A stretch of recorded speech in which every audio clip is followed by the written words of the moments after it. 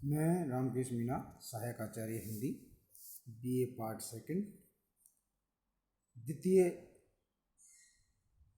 प्रश्न पत्र में सभी छात्र छात्राओं का स्वागत करता हूं। आज का हमारा जो विषय है वो है समाचार लेखन की प्रक्रिया। समाचार लेखन की प्रक्रिया से क्या तात्पर्य है? पिछली कक्षाओं में हमने समाचार पत्र के तत्व के बारे में अध्ययन किया। समाचार के कौन कौन से मुख्य तत्व हैं, और इसी कड़ी में हम समाचार लेखन की प्रक्रिया, जैसा कि आज की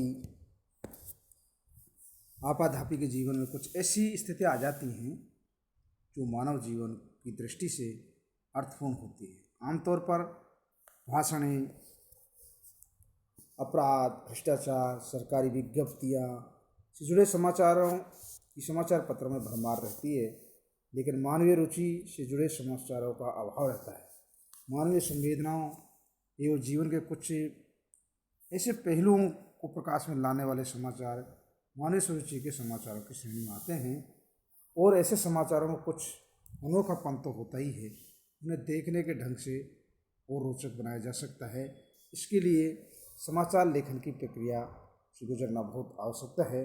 समाचार लेखन में कौन कौन सी प्रक्रिया होनी चाहिए, जैसे कुछ मुख्य बिंदु हैं। समग्र तथ्यों का संकलन करना चाहिए, समाचार कथा की योजना बनानी चाहिए, या कुछ जो भी संकेत मिलते हैं उनका समाचार लेखन की प्रक्रिया में बहुत सहायक होता है। हम कुछ समाचार लेखन प्रक्रिया के मुख्य जो तत्व हैं उनके बारे में अध्ययन करेंगे। तो सबसे पहले समाचार लेखन की प्रक्रिया, तो समाचार लेखन की प्रक्रिया में उपरोक्त प्रक्रिया को सही निम्नलिखित 9 प्रक्रियाओं द्वारा अपनाया जाना चाहिए, जिसमें तथ्य संकलन, समाचार कथा की योजना व लेखन, समाचार शीर्षक, सूत्रोल्लेख, आमुख लेखन, समाचार व्याख्या, संक्षेपण, निष्कर्ष और समाचार की भाषा।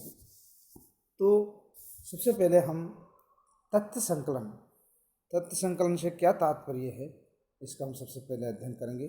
समाचार लेखन की प्रक्रिया के प्रथम चरण में तथ्यों का संकलन है। तथ्य संकलन में संवाददाता को नूतनता है, विलक्षणता है, लोक रुचि, सत्यता और संतुलन, परिवर्तनशीलता, रहस्यपूर्णता, सुरुचिपूर्णता, मानवीय भावोद्रेक आदि का ध्यान रखना आवश्यक है। अतः तथ्य संकलन के लिए उसे प्रत्याशित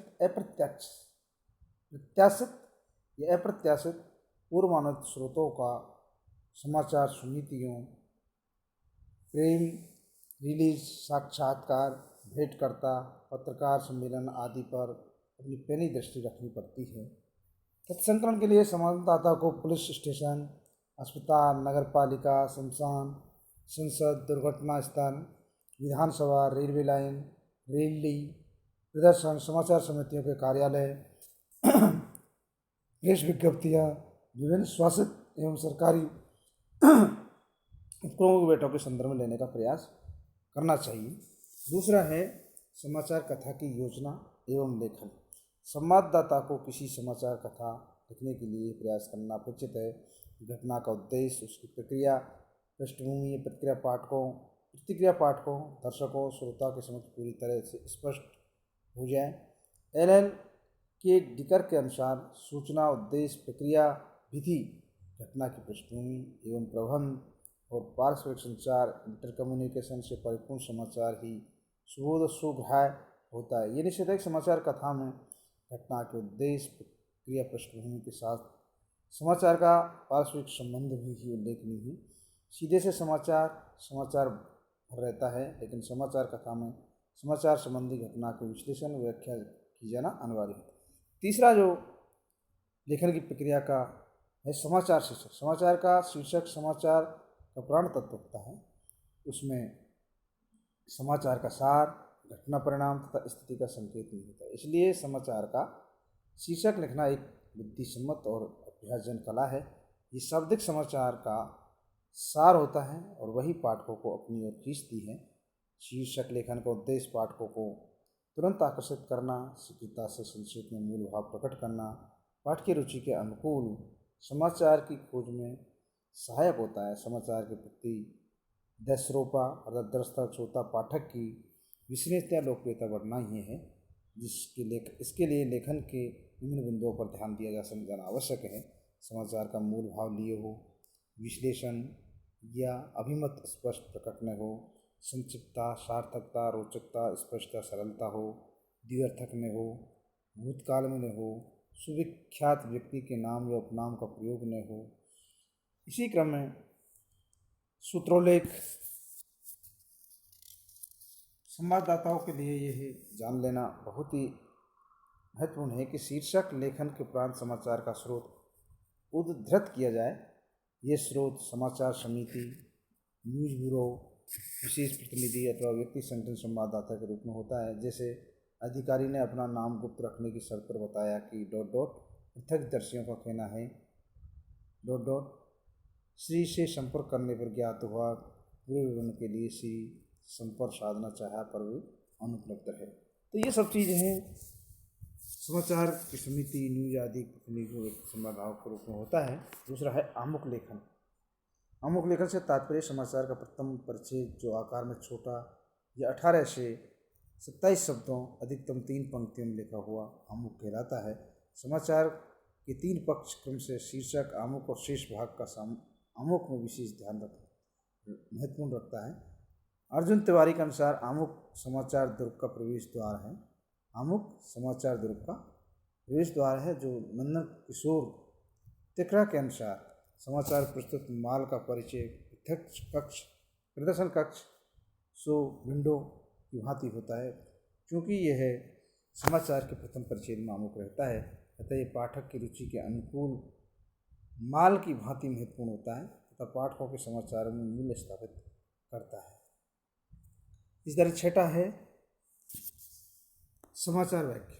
समाचार व्याख्या आमुख लेखन के उपरांत शेष समाचार की रचना की जाती है।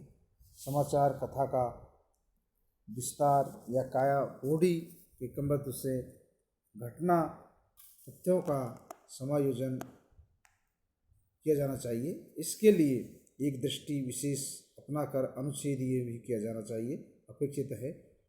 अनुच्छेद दीर्घकालिक नहीं होना चाहिए। एक अनुच्छेद में एक ही विचार तक सीमित हो जाना चाहिए। यदि एक से अधिक विचार ही अनुच्छेद में रखे जाएंगे तो व्याख्या में घालमेल या अपमिश्रण हो जाने की संभावना होती है।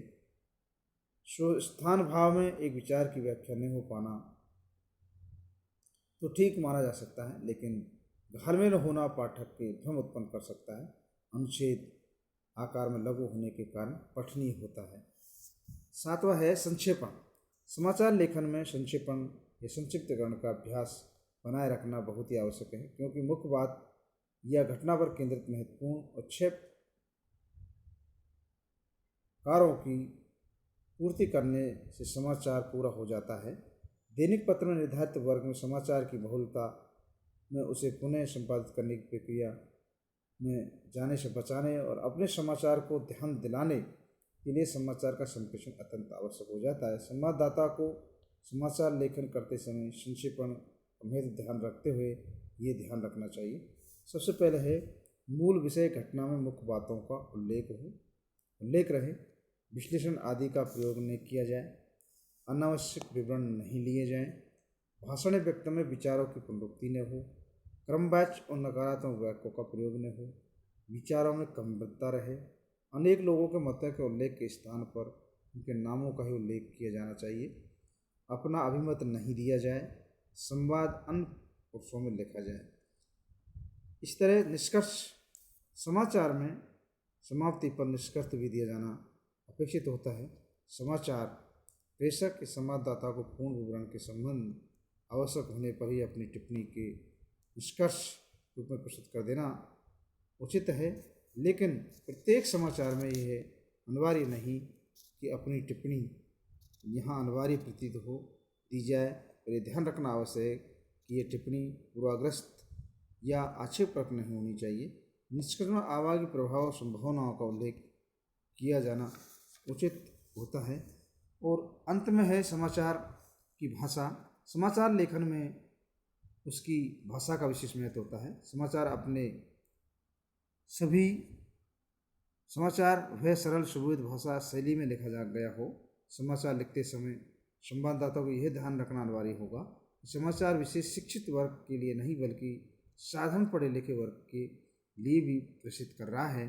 तो समाचार लेखन में छोटे छोटे वाक्य, प्रचलित शब्दावली, शब्द समूह का प्रयोग करना बहुत आवश्यक है। संवाददाता को मिश्रित वाक्यों और अपरिचित शब्दों का प्रयोग से हमेशा बचता रहना चाहिए। वास्तविकता तो यही है कि कम से कम शब्दों में अधिक से अधिक अभिव्यक्ति ही समाचार का प्राण होती है। ऐसी स्थिति में निरर्थक शब्दों का प्रयोग समाचार की महत्ता समाप्त कर देता है। एक अच्छे समाचार लेखक संवाददाता को शब्दों को भंडार बना रखना आवश्यक है ताकि जैसी आवश्यकता हो वैसे ही शब्दावली का प्रयोग समाचार की भाषा का उत्पादक बना सके। थैंक यू, धन्यवाद।